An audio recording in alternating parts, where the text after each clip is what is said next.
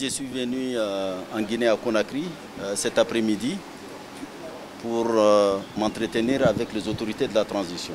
Donc j'ai eu à rencontrer le président et le premier ministre, le ministre des Affaires étrangères, pour faire le point de la transition en République de Guinée. Vous savez, la Guinée est un pays, je le disais au président, au premier ministre, qui a une place particulière dans le subconscient africain. C'est un pays marqué dans toute son histoire par le panafricanisme, et il est tout à fait normal que l'Union africaine s'intéresse à ce qui se passe en Guinée. Donc c'est une mission d'information et d'écoute des autorités de la transition. Nous nous sommes félicités des pas positifs qui ont été accomplis, la nomination d'un gouvernement civil dirigé par un premier ministre civil, la publication de la charte, la mise en place du Conseil national de transition dont nous espérons que les membres soient nommés le plus rapidement possible.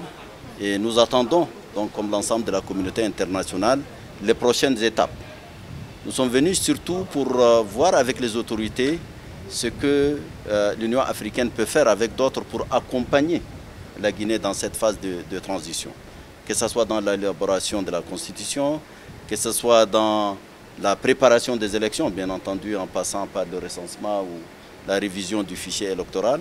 Ce sont des phases qui ont besoin d'un accompagnement. Je suis venu également présenter mon représentant dans la région, l'ambassadeur Maman Sidikou, qui est mon représentant au Mali et au Sahel, qui sera la personne qui va être en contact avec les autorités ici pour voir comment, sur le plan technique, nous pouvions accompagner la transition en Guinée. Donc mes entretiens ont été très positifs et il y a bon espoir que les choses avancent. En tout cas, l'Union africaine va soutenir de concert avec la CEDEAO le processus en cours en Guinée.